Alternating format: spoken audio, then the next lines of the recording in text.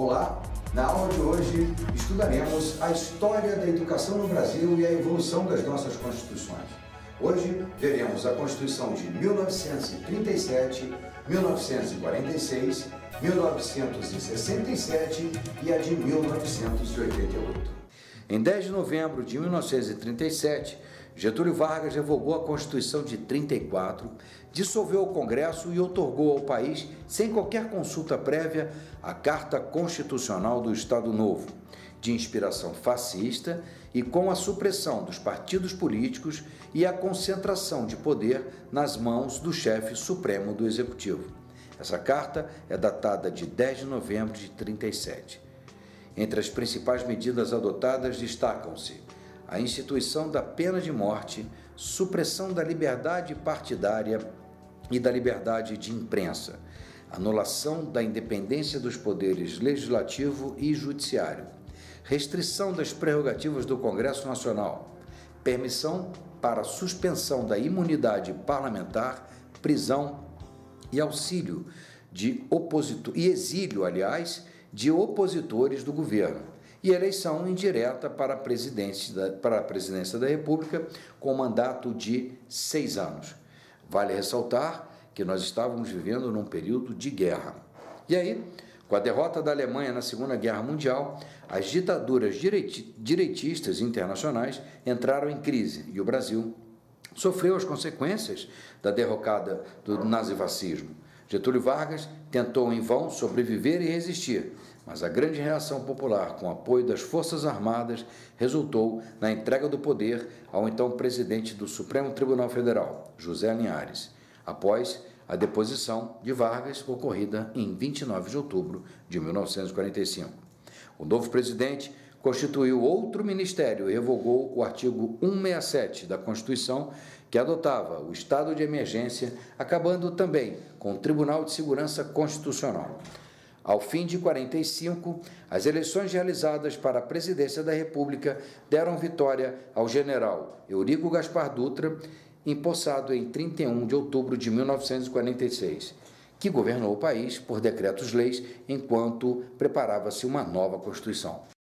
Dando sequência aos nossos estudos sobre as nossas constituições, vamos agora para a Constituição de 1946, a primeira Constituição democrática depois do regime de 30. Vamos lá. Essa Constituição, datada de 18 de setembro de 1946, retomou a linha da democrática de 34 e foi promulgada de forma legal após as deliberações do Congresso recém-eleito, que assumiu as tarefas da Assembleia Nacional Constituinte. Entre as medidas adotadas estão o restabelecimento dos direitos individuais, o fim da censura e da pena de morte. A Carta também devolveu a independência ao Executivo, Legislativo e Judiciário e restabeleceu o equilíbrio entre esses poderes, além de dar autonomia a estados e municípios. Outra medida foi a instituição de eleição direta para presidente da República com mandato de 5 anos. As demais normas estabelecidas por essa Constituição foram incorporação da Justiça do Trabalho do Tribunal Federal de Recursos ao Poder Judiciário, pluralidade partidária, direito de greve e livre associação sindical, e condicionamento do uso da propriedade ao bem-estar social, possibilitando a desapropriação por interesse social. Destaca-se, entre as emendas promulgadas à Carta de 46, o chamado Ato Adicional, de 2 de setembro de 61, que instituiu o regime parlamentarista. Essa emenda foi motivada pela crise político-militar após a renúncia de Jânio Quadros, então presidente do país. Com essa emenda, previa consulta popular posterior por meio de plebiscito, realizado em janeiro de 63. O país retornou ao regime presidencialista, escolhido pela população, restaurando, portanto, os poderes tradicionais conferidos ao presidente da República.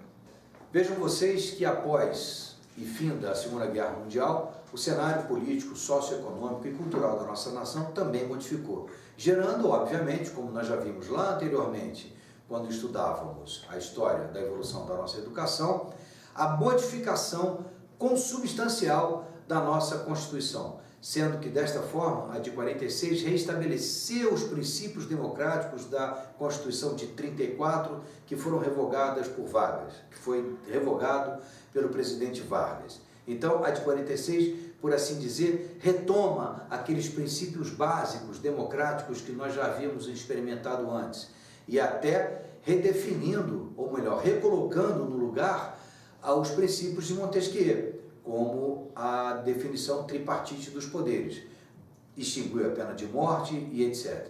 Portanto, trata-se, essa de 46, de uma das mais democráticas constituições que nós já tivemos. Vamos agora passar para a próxima Constituição, que é a Constituição de 1967. Vamos a ela. Constituição de 67, regime militar. O contexto, predominantemente, nessa época, era o autoritarismo e a política da chamada segurança nacional, que visava combater inimigos internos ao regime, rotulados de subversivos. Instalado em 64, o regime militar conservou o Congresso Nacional, mas dominava e controlava o Legislativo. Dessa forma, o Executivo encaminhou ao Congresso uma proposta de Constituição que foi aprovada pelos parlamentares e promulgada no dia 24 de janeiro de 67.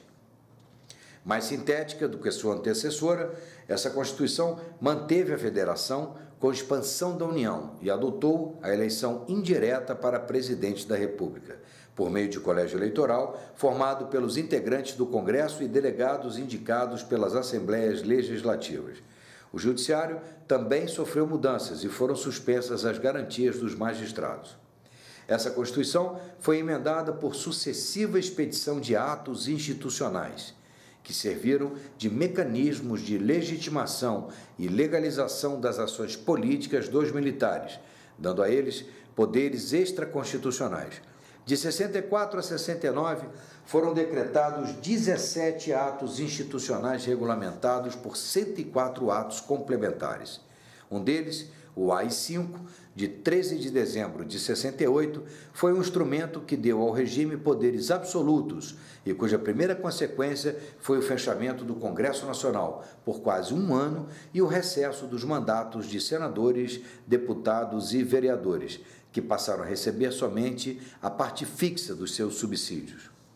Entre outras medidas do AI-5, destacam-se a suspensão de qualquer reunião de cunho político, censura aos meios de comunicação, estendendo-se à música, ao teatro e ao cinema, suspensão do habeas corpus para os chamados crimes políticos, decretação do estado de sítio pelo presidente da República em qualquer dos casos previstos nessa Constituição e autorização para intervenção em estados e municípios.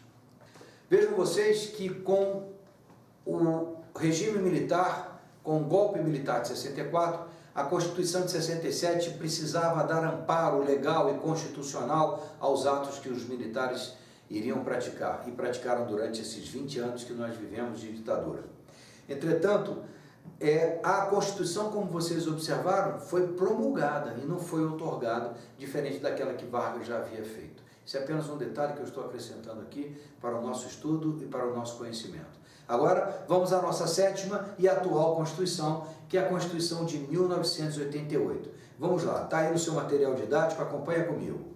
Constituição de 1988, a Constituição Cidadã.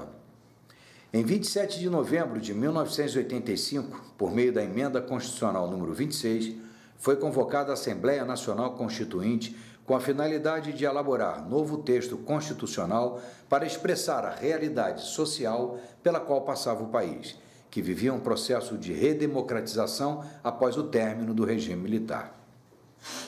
Datada de 5 de outubro de 1988, a Constituição inaugurou um novo arcabouço jurídico e institucional no país, com ampliação das liberdades civis e os direitos e garantias individuais. A nova Carta consagrou cláusulas transformadoras com o objetivo de alterar relações econômicas, políticas e sociais, concedendo direito de voto aos analfabetos e aos jovens entre 16 a 17 anos. Estabeleceu também novos direitos trabalhistas, como redução da jornada semanal de 48 para 44 horas, seguro-desemprego e férias remuneradas acrescidas de 1/3 do salário. Outras medidas adotadas da Constituição de 88 foram instituição de eleições majoritárias em 2 turnos, direito à greve e liberdade sindical, aumento da licença maternidade de 3 para 4 meses, licença paternidade de 5 dias, criação do Superior Tribunal de Justiça, em substituição ao Tribunal Federal de Recursos, criação dos mandados de injunção e de segurança coletivo e restabelecimento do habeas corpus. Foi também criado o habeas data, o instrumento que garante o direito de informações relativas à pessoa do interessado, mantidas em registros de entidades governamentais ou banco de dados particulares que tenham caráter público. Destacam-se ainda as seguintes mudanças: reforma no sistema tributário e na repartição das receitas tributárias federais, com o propósito de fortalecer estados e municípios. Reformas na ordem econômica e social, com instituição de política agrícola e fundiária e regras para o sistema financeiro nacional. Leis de proteção ao meio ambiente, fim da censura em rádios, TVs, teatros, jornais e demais meios de comunicação. E alterações na legislação sobre a seguridade e assistência social. Vejam vocês, meus queridos alunos, que em 1988 nós conseguimos restabelecer, através da nossa Constituição, a democracia. A democracia no sentido próprio da palavra, onde nós temos povo, cracia, governo. O povo efetivamente governando. Nós temos a coisa pública, que é a república de volta na mão do povo. E isso foi um passo fundamental e esperamos que esse passo dado pela nossa sociedade, que agora você, entendendo o contexto histórico, depois de nós já termos passado pela evolução da nossa educação, pôde perceber que a sociedade amadureceu. E amadureceu através da educação, da sua participação como cidadão e exercendo os seus direitos de cidadania. Dessa maneira, nós conseguimos estabelecer um novo patamar de democracia para cuidar da coisa pública. E é neste patamar que devemos nos manter para que a gente possa cada vez mais evoluir. Então, mais uma vez, eu me despeço de vocês. Com essas palavras, encerro nossa aula número 2 de Direito Administrativo, desejando a você um bom estudo e te aguardando para a nossa próxima aula. Até lá!